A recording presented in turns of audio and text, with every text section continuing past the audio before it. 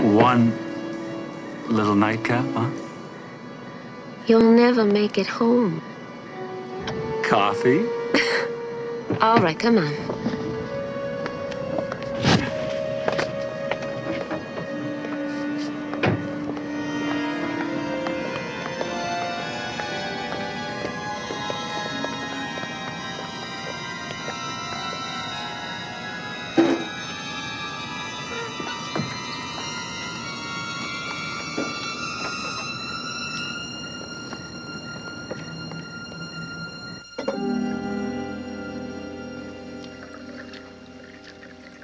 Don?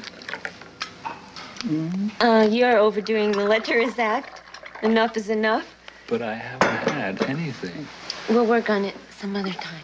Drink your coffee and go home. We both have to be in the office at 0700. I'm talking Tarzan and Jane, and you're talking shop. Down, boy.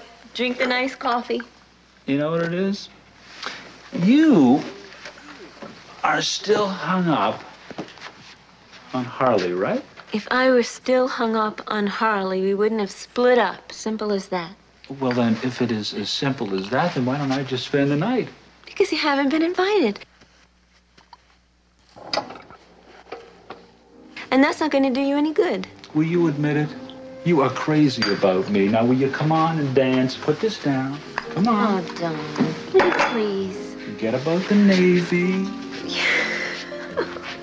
You want me, don't you? Oh, you're going home in exactly 3 minutes.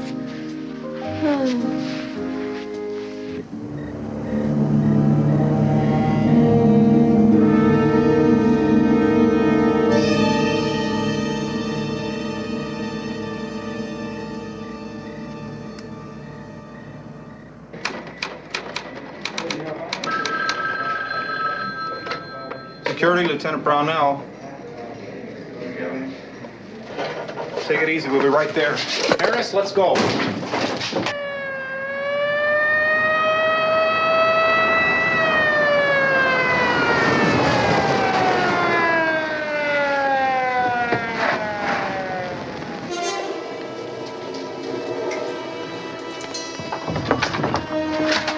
I had to shoot him. I didn't have a choice.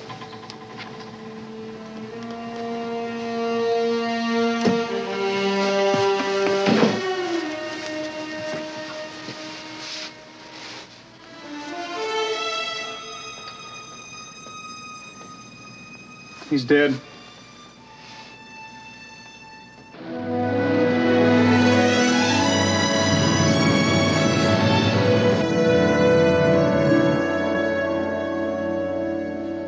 Mac, you look beautiful. Not bad for an old sea dog. Yes, especially for one who's never been to sea. A little tight in the seat there, Commissioner. Commander Mildred, he's been on active duty since this morning. Oh, yeah, well, if the United States can take it for 2 weeks, I suppose I can. I'll get it. That woman has no patriotism. None at all. None. Besides, it's not that tight in the seat. Hi. John Paul Jones will be ready any minute. You want some coffee? Thanks, Mildred, but I don't think we have time. Ta-da! What do you think, Charlie? You look terrific, sir. Thank you. Hope you're not just saying that, Sergeant. Well, Sally, this is it. I'm gonna miss you. Yeah, it's a rough war. You won't see him till tonight. It's the idea of it, Mildred. It's a whole strange new world. I know, 30 minutes away. And he does it 2 weeks out of every year. This is active duty, a naval base. All right.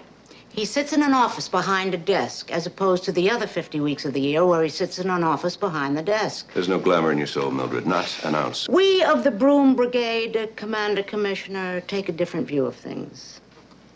Let's go, Charlie. Have fun. Goodbye. Don't take any wooden anchors, Admiral.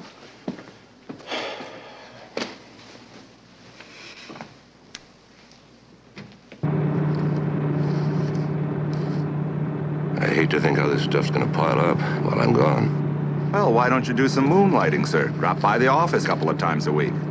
I can't be a police commissioner and a naval officer at the same time. It's against the law. Well, then I guess it'll have to stay piled up till you get back.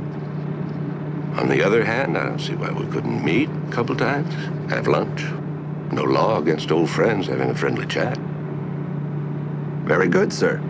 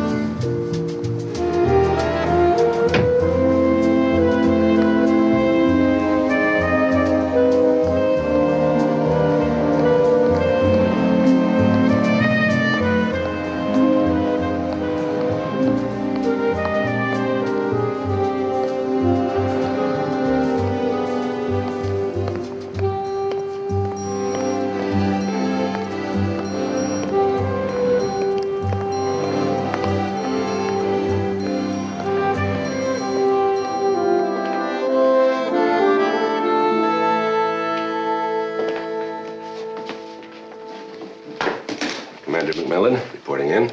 Oh, yes, sir. Captain Stiles is out right now, but he's expecting you. If you'll just go down the corridor, second door to the left, Commander Campbell will take care of you. Thank you.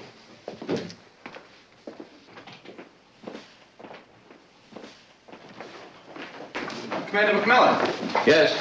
I'm Petty Officer Bell. I'm going to be assisting you for the next 2 weeks. Good morning. May I take your bags? Yes, thank you. How do you like your coffee, sir? Well, hot, strong, cream, sugar. Okay, fine. Commander Campbell.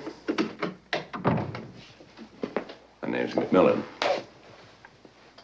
The well-known police commissioner, isn't it? Well, not for the next couple of weeks. This must be something like hard duty for you, Commissioner. Leaving your police empire behind. I'll survive. I take it you don't care much for police commissioners. Oh, I don't mind police commissioners. It's JAG reserve officers I haven't much time for. Commander Campbell. Don't be ridiculous, Tybal. You're dealing with a 37-day UA. Now get your 6016R and throw him in front of a summary court-martial. You do remember some of our Navy terminology, Commander. UA? Unauthorized absence. Commander McMillan, Captain Stiles is back in his office. He'd like to see you if you're not busy. Thank you.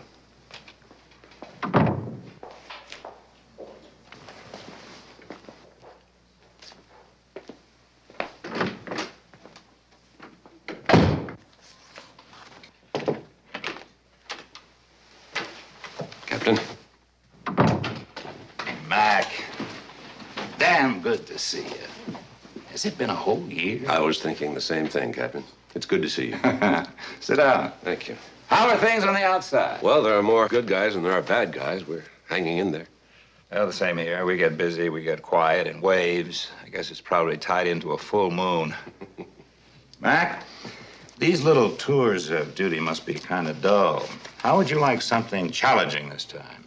Well, I'd love it. I don't get much legal practice these days. That's the spirit. I want you to handle defense counsel, second-degree murder. You're not serious. The defendant's name is Catherine Boone. She's a lieutenant. You are serious. According to the lady, a lieutenant named Donald Corbett tried to rape her. Lieutenant Boone took exception to his attitude, pulled a gun and shot him. I need you. Well, sir, I don't mean to question your judgment, but I haven't been in front of a jury for 12 years. Mac, I haven't got anybody else. There's not one JAG officer available? Got a half a dozen bright young fellas. Several of them knew the deceased. A couple of them are too green to handle a murder. What choice do I have there, Mac? Sir, the question is, would I be any better? Now, you've been out of action for some time, but you've got something substantial to fall back on. I know. My housekeeper mentioned it just this morning. I'm not pretending you're the best man for the job. Just so happens you're the best man I've got. Captain, excuse me. I've turned over that Article 32 on Vincent to Moore. He's going to need some help. Oh, I'll talk to him after lunch. Have you two met? We certainly have. Captain, you mentioned a shortage of experienced officers. It seems to me that Commander Campbell will be more than qualified. Oh, he is more than qualified, but he's playing the other side of the fence. Trial counsel. Campbell's the government. You're the defense. Commander? You have your work cut out for you, Mac. He's one of our best. Oh, incidentally, I told Lieutenant Boone you'd be stopping by this afternoon. You'd better go over this in the meantime. Thank you, sir.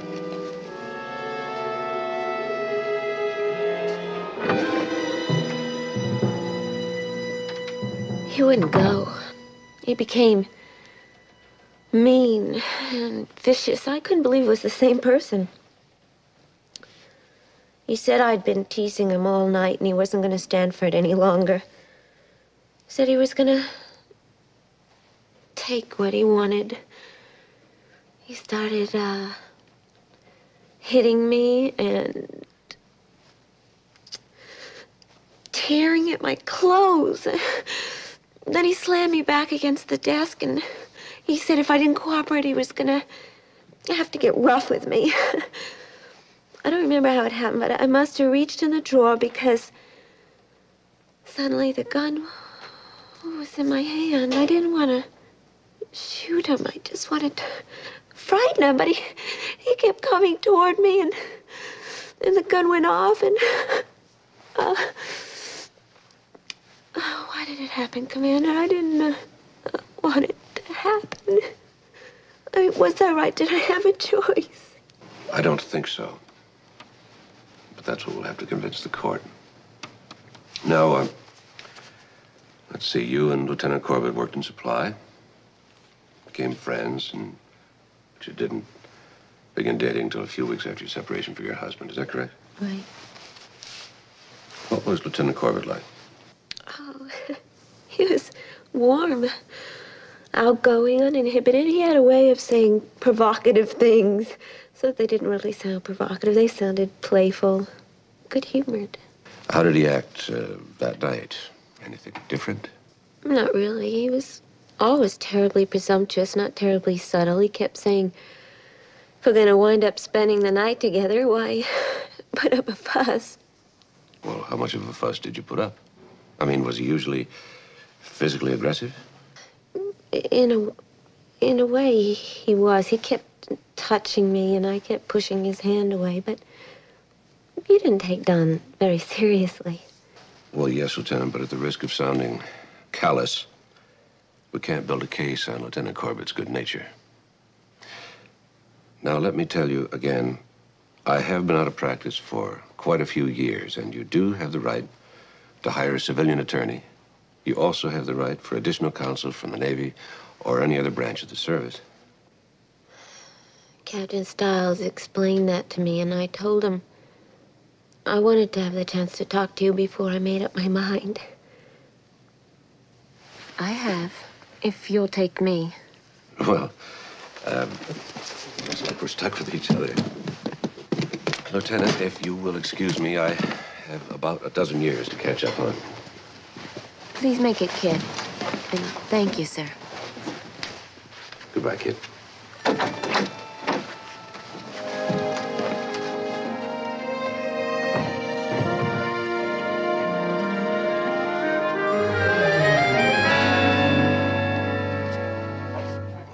I can tell you. I'm apprehensive, rusty. Contrary to what people think, self-defense is not a license to kill. The law says that any potential victim must use reasonable force under the circumstances. That means that I'm going to have to prove that if she didn't kill him, she definitely would have been raped. That's going to be quite a fight. And my opponent, Mr. Campbell, is pretty sharp. Well, I think it's fabulous. Hmm? The whole thing, it's absolutely fabulous. It's the opportunity of a lifetime. Really? Mac, you're going to be a lawyer again. A practicing lawyer. How many nights did you toss and turn wondering whether you made the right decision in giving up law and becoming a police commissioner? Once, when I had a ptomaine attack after the policeman's ball. The purity of the law. You're going to be the happiest man on earth. I like being a police commissioner. Mac, you're going to be another Clarence Darrow. They're going to be flocking to you. You're going to be turning them away at the door. Sally, I stand a good chance of losing this case. Right now, I'd say the odds are 20-80. Oh, that's ridiculous. You're going to win on your closing speech alone, you know. I can see it all now. Another Emile Zola. Well, I better get back and start writing it. Why, aren't you coming home tonight? No way. I've got homework till dawn. How am I going to go to sleep without those cold feet on my back? Maybe Mildred could help you out. Great. Oh, tomorrow morning I want you to contact Sergeant Enright and show him this list of people. Jack Porter and Gina Davis. Who are they? Potential defense witnesses. Jack Porter in particular. Huh, he works with Naval Services, too. But he doesn't have a rank. He's a civilian. Gina Davis is his girlfriend. The four of them were together the night of the murder. And now they've disappeared? Well, they're away on a camping trip for 3 weeks. I don't know where. Just give that to Enright. He'll know what to do. All right. You ready? Mm-hmm.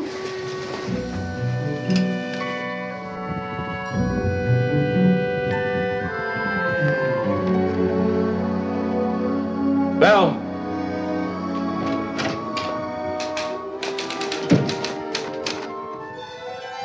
Thank you. Is that strong enough, sir? At this stage, turpentine wouldn't be strong enough. You don't need coffee, sir. You need some sleep. What I need is an insight on Lieutenant Donald Corbett. How does the all-American boy end up trying to rape somebody? I'd like to talk to you, Commander. If you need me, sir, I'll be outside. Well, you've got quite a mess on your hands. Why go through with it? What's on your mind? Well, let's face it, Commander. You've got a weak case. The lady invited seduction. So where's the self-defense? That's propaganda. You talking about a plea bargain? No. The defense looks for the deal. All I try to do is sell it to the convening authority. But if you wanted your murder charge knocked down to manslaughter, I might be willing to cooperate. All you have to do is plead guilty. That's all? Lady gets 5 years and a dismissal. And you're off the hook. The lady gets 5 years in prison and gets booted out of the Navy. I get to keep my pride, and you get your case on a nice silver platter. You're generous to a fault. I'm dealing from strength. You're dealing from an excess of self-esteem, Commander. I'll talk to the lady. It's her decision. But if she takes my advice, the answer's no. Suit yourself, Commander.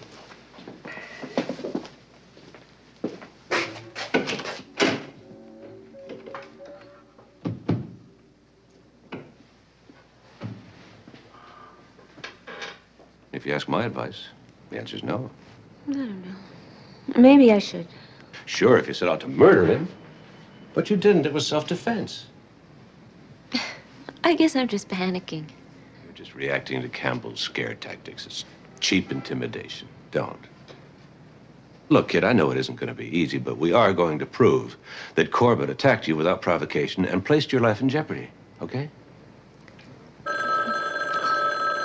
That must be Harley again, Commander. Would you mind?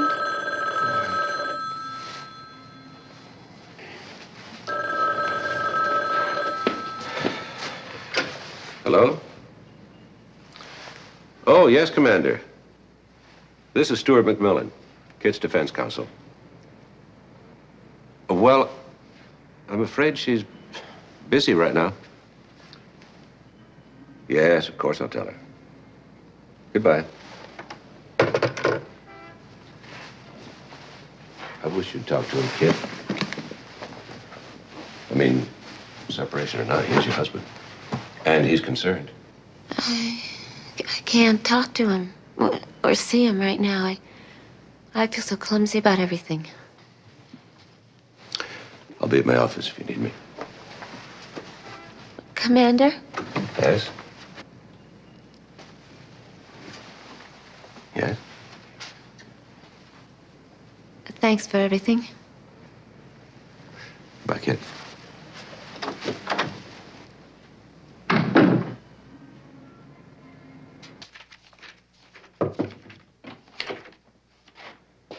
Ah.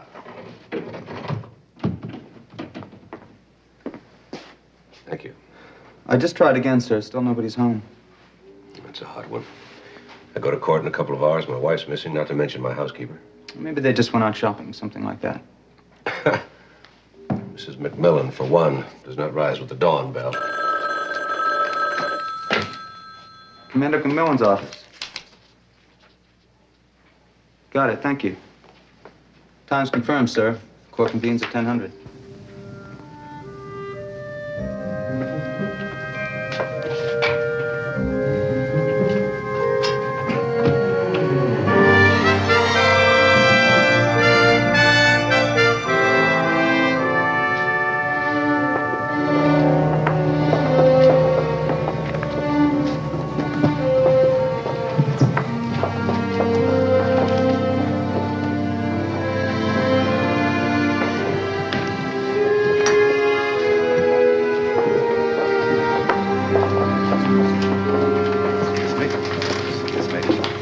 Excuse me, Commissioner.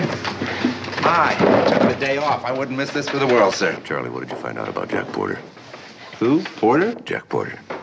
Don't you remember you were supposed to help locate Jack Porter and his girlfriend, Gina Davis, for this trial? Sir, this is the first I've even heard about it. Sally didn't contact you at all? No, sir. Oh, no. That's what happened to them. Sally and Mildred.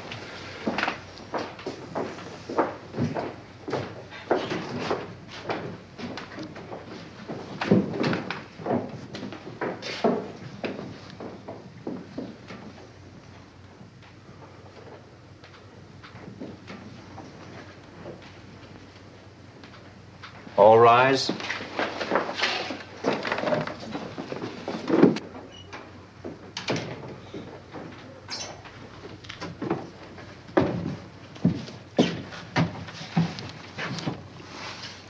The court will now come to order.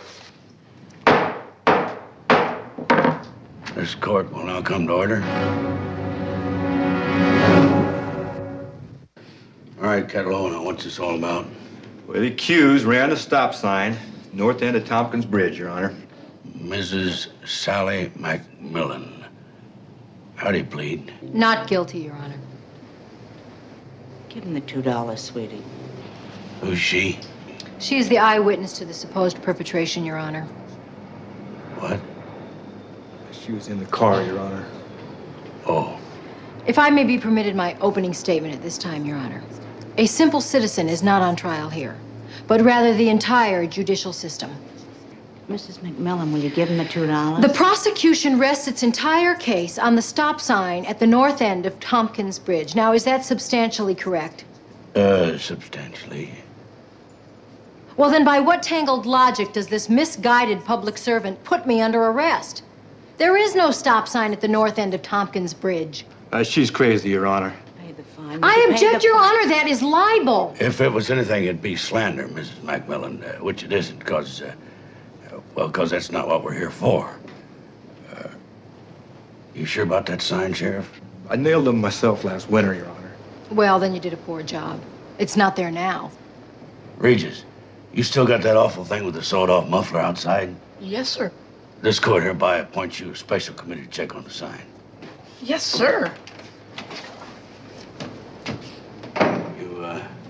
You both from San Francisco? Yes, sir. You're a little off the beaten path. Yes, sir.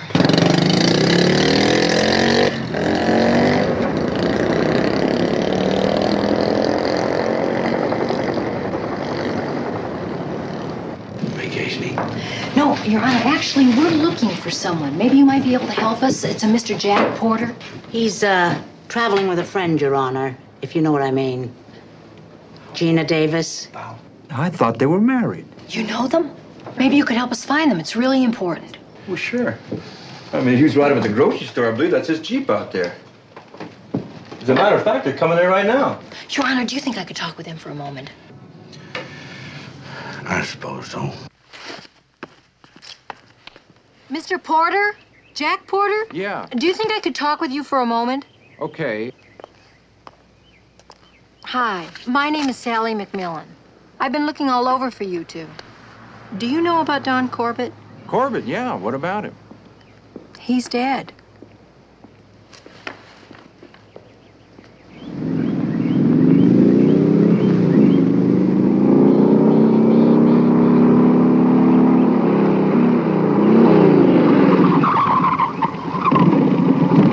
Listen, I better get back inside. All right, we'll leave for San Francisco in the morning. Tell your husband we'll be happy to cooperate. I know he'll appreciate it. Thank you. And thank you, Your Honor. All right. Special committee, what did you find out? Like the lady said, Your Honor, the sheriff should have used bigger nails. Where'd you get that? I found it down by the riverbank, Sheriff. It, looks like it fell off the post at the end of the bridge. I'll take that. Case dismissed. Let's get out of here before we end up on the rock pile.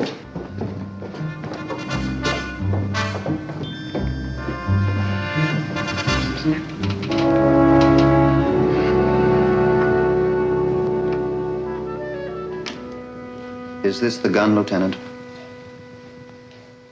It is, sir. It was lying on the floor near the body of the deceased. I'll let the record note that the witness has identified government exhibit number 1.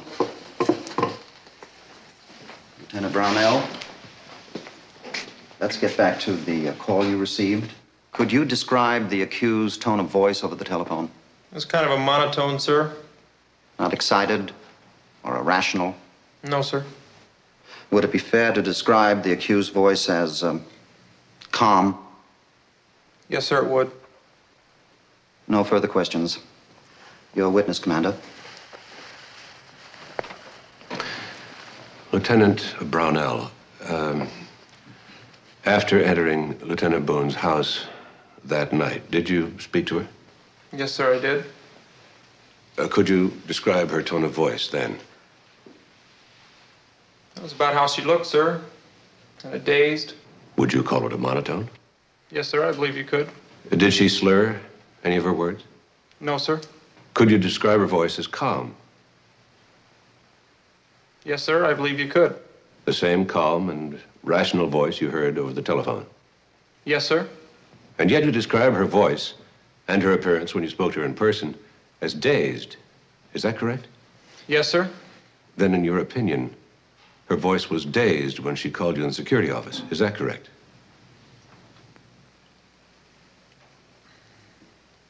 I guess so, sir. Thank you, Lieutenant. That's all. Hey, beautiful. How was that for neat lawyering? Well, excuse me, miss. When I said beautiful, I didn't mean that you were beautiful. I meant that he... not that you're not... Excuse me. Mr. Seelig, you are the manager of the Officers Club at this station? Yes, sir, I am. You were working at the club on the night of Lieutenant Corbett's death? I was. Did you see Lieutenant Corbett and Lieutenant Boone at the club that evening? Yes, sir, they were there. How did they act toward each other, Mr. Seelig? Casual? Indifferent? Anything but. I mean, the way they were dancing together, real close. For my money, it was kind of embarrassing. What else about Lieutenant Boone and Lieutenant Corbett attracted your attention, Mr. Seelig? Well, at one point, they moved off the dance floor into this kind of dark area, and they kissed. A fraternal kiss? No, sir, anything but. Me, I'd call it an X-rated kiss. A passionate kiss? Yes, sir. Now, Mr. Seelig, wasn't it possible that Lieutenant Corbett forced Lieutenant Boone off the dance floor? Forced his attentions on her? No, sir. From what I could see, the lady was giving as good as she got. And did they go beyond the kiss? Well, no, sir, not right there, but for my money, a kiss like that in public means all the way in private. Objection, Your Honor. Sustained. The witness will confine himself to answering the questions. Your witness, Commander. Mr. Seelig, are you married? Yes, sir. And prior to your marriage, I presume you courted more than one young lady? Yes, sir. Did you ever kiss any of these young ladies? Yes, sir. Passionately? Yes, sir. X-rated? Well, yes, sir, I guess so.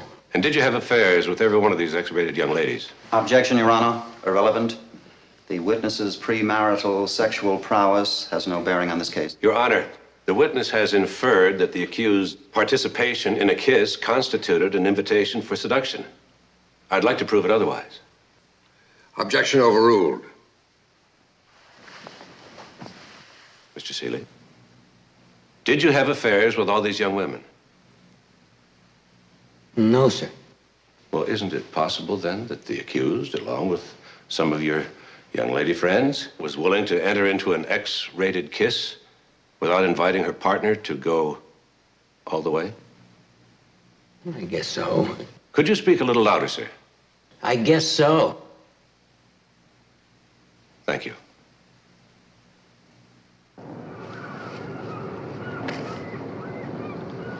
You're not eating your sandwich, sir. Well, I'm not very hungry. Because of the trial? Sir, you're doing so very well. I think you're fantastic. It's too early in the first quarter. No score, just a lot of razzle-dazzle on both sides. But they've got Naaman. Commander! Commander!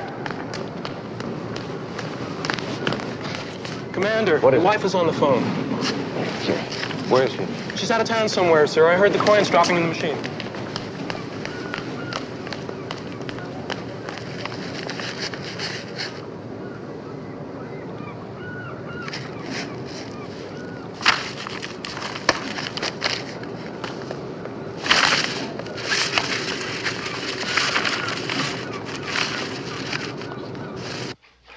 Sally, where are you? Mac, I've got the most terrific news for you. Is Mildred with you? Of course. Are you all right? We're fine. I told you to send Enright out to look for Porter. That's the good news. We found Jack Porter and Gina Davis. They said they're going to head back down there tomorrow. Ah. And the bad news? Bad news? The bad news. Well, I mean, if you could call a transmission bad news. How bad? Oh, not really that bad. The station manager says you ought to be able to have it fixed up good as new. And not really that much either. How much? $275. How long? Well, he says it shouldn't take more than a couple of days. Where are you? Well, we decided to take the back road. We're in the cutest little town about an hour north of San Francisco. The only trouble is that the bus doesn't leave out of here till tomorrow morning. All right, give me the details. I'll see if I can find somebody to pick you up. Captain Emerson, you had dinner at the officers' club on the night of Lieutenant Corbett's death. Is that correct? It is. Lieutenant Boone and the deceased, Lieutenant Corbett, were at a nearby table with another couple. Is that correct? It is. Sir, would you describe Lieutenant Boone's behavior that evening? Indiscreet would be a kind word. In your opinion, then, would you say that Lieutenant Boone exhibited a loose pattern of behavior? I would. Her conduct was unbecoming a naval officer. Thank you, Captain. No further questions. Captain Emerson, you condemned Lieutenant Boone's behavior that night, yet you failed to mention Lieutenant Corbett. Now, doesn't it still take two to tango? A man responds to a woman's signals, Commander. You mean it couldn't be the other way around? A naval officer would not behave that way in public unless he was incited, Commander. Sir, Lieutenant Boone is a Navy officer. But she's a woman.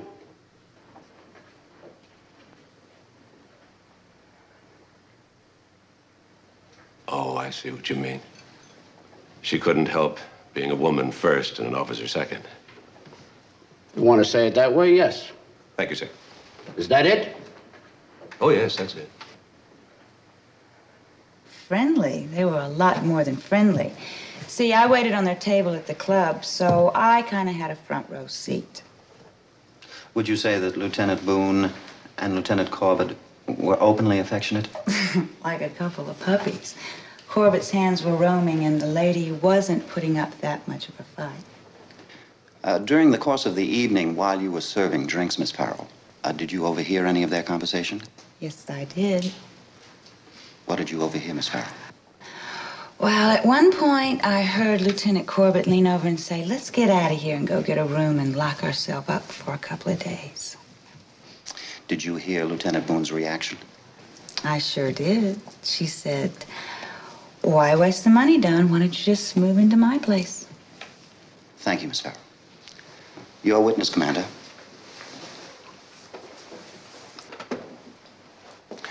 Miss Farrell, have you ever been propositioned? Once or twice. Outrageously? Well, I'm not quite sure what kind of proposition you're talking about. Oh, the kind of proposition you don't take seriously. For example, somebody comes into the club and suggests you could run away with him to the South Seas. You know he's married, he's joking. That kind of outrageous proposition. Sound familiar? It sure does. Are you insulted? No, I'm not insulted. Annoyed? No. But you do put them in their place.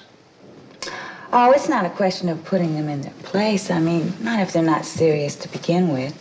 So you go along with a joke. Someone says, hey, Terry, let's run away to a South Sea island. You answer, sure, when do we leave? Sound familiar? It sure does.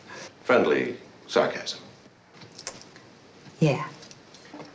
Miss Farrell, when Lieutenant Corbett suggested taking a room for a few days, Lieutenant Boone answered by saying, why waste the money? Why don't we move into my place? Wasn't she, in fact, responding with friendly sarcasm to an outrageous proposition? Oh. Well, that was different. She... Thank you, Miss Farrell. No more questions.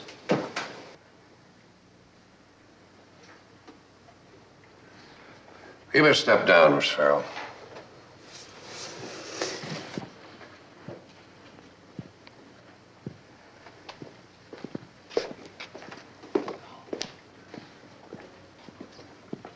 The hour is late. We'll recess until tomorrow. All rise.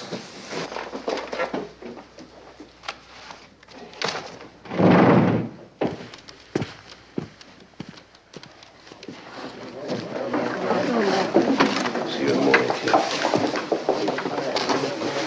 I saw the last few minutes, sir. You were really good. I think you got him worried.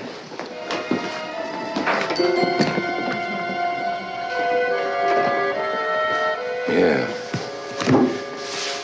About as worried as a barracuda. One of these sessions is gonna move in and tear me to pieces.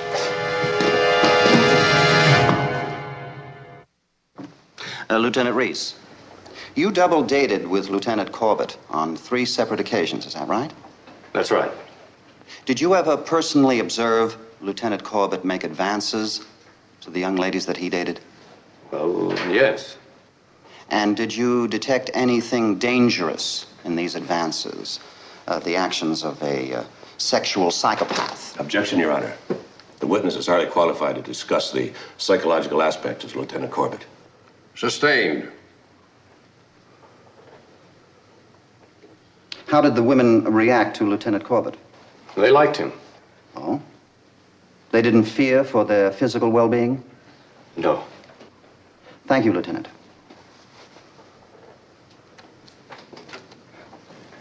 Lieutenant Reese, earlier you mentioned that you double dated with Lieutenant Corbett on 3 separate occasions. Is that right?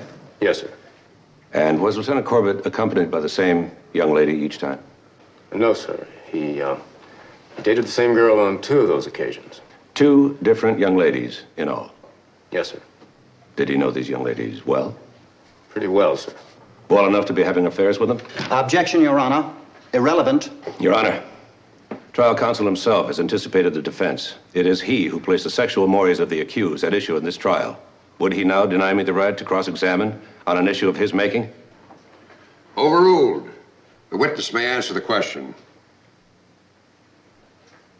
Lieutenant Reese? Yes, sir. I believe he was having affairs with them. He told you as much? Yes, sir. Lieutenant Reese, earlier you indicated the 2 young ladies who dated Lieutenant Corbett were comfortable with him, that they in no way feared for their well-being. Is that right? Yes, sir. Well, Lieutenant Reese, why in the world would they be frightened of Lieutenant Corbett's sexual advances, when in fact they already had been intimate with him? I don't know, sir. Thank you, Lieutenant Reese. No more questions. May it please the court, the government now calls Joanne Nelson to the stand. Objection, Your Honor. The defense has not received notification of this government witness. Commander Campbell? The government has only recently secured this witness, Your Honor. Notification of intention was forwarded to defense counsel yesterday afternoon. I can only surmise that it's been delayed in channels. Either that or the trial counsel hoped the witness would be admitted without challenge. Is the defense counsel calling me a liar? That's enough, gentlemen. You will direct your remarks to the court and not to each other. In view of the circumstances, this court is adjourned until such time as the defense counsel can properly examine the witness. All rise.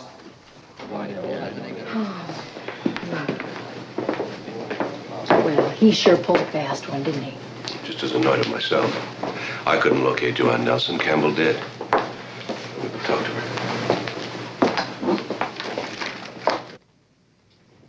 I liked Don.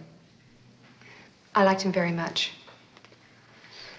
We didn't get to know each other too well, just a few months, but I had the feeling that we had a relationship and that it might develop into something even stronger. But now he's dead. I still can't believe it. Miss Nelson, has Commander Campbell instructed you at all? He instructed me. I'm not sure what you mean.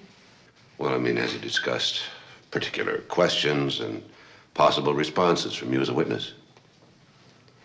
Except for a few moments this morning. The only contact I've had with Commander Campbell has been by telephone, when he located me back east and asked me to return for the trial.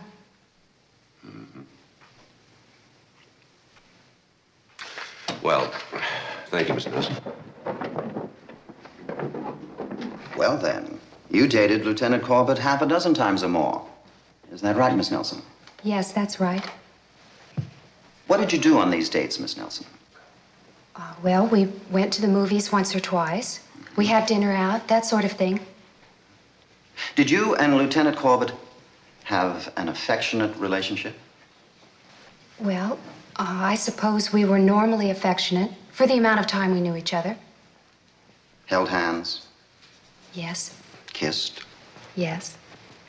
Embraced, caressed each other from time to time? Yes. Was Lieutenant Corbett an aggressive companion, Miss Nelson? Well, yes, but not in a serious way. Could you explain that? Well, Don, Lieutenant Corbett, was the sort of person who was familiar with people right from the start. I suppose the things he said and did might have been a little, well, unsettling coming from somebody else, but coming from Don, you accepted them. And Lieutenant Corbett, being Lieutenant Corbett, I suppose he made more than one proposition the very first night you met. Yes, sir, he did. Did you accept them, Miss Nelson? No. You didn't encourage him at all? No. Didn't you and Lieutenant Corbett have an affair, Miss Nelson? No, we did not. Why not? Because I didn't want to. You refused his advances? Yes, that's correct. Are you trying to say that he never once managed to maneuver you into a compromising situation? No. Miss Nelson, are you trying to tell this court that the same man who propositioned you countless times over half a dozen different evenings never once succeeded in forcing himself upon you? No! Well, thank you, Miss Nelson. Your witness, Commander.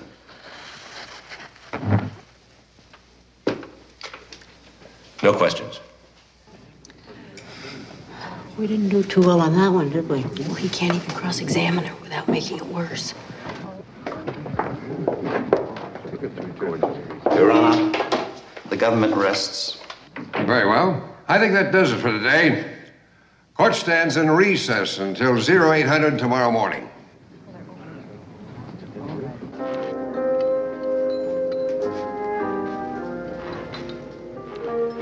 The Fresh Fish and Pizza restaurant? Mildred thinks it's good. Speaking of Mildred, she and Sergeant Enright ought to be here pretty soon. Oh, thank you. Thanks. I need this.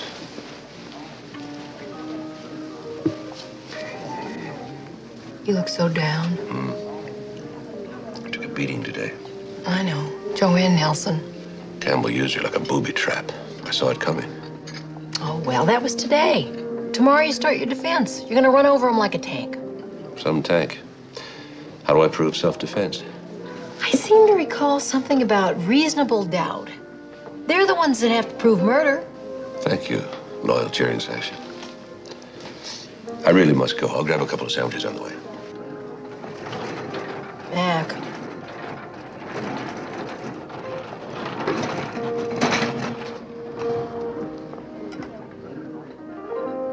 You rat! All this going on and you remembered our anniversary. Why, he wouldn't forget no matter how busy he was, would you, Commissioner? That's great. Sit. I'll take that. I really have to be going. I'll grab Commissioner, a slice. I think you better sit until this little celebration has run its course. Excuse me. Oh. Commander Boone, you and your wife were married for 5 years prior to your separation. Is that correct? That's correct. Would you describe your wife as a fun-loving person? Like to go out at night, dining, dancing, parties? Just the opposite. Kit liked her home. She liked to be home. Would she be inclined to drink a lot? Seldom drank at all. Had to be an occasion for Kit to take more than 1 or 2 drinks. Could you describe your wife's character as exemplary? Without hesitation.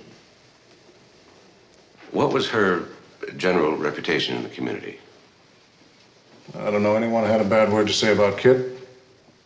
She was and is an honest, decent person. Thank you, Commander Boone. Your witness, Commander.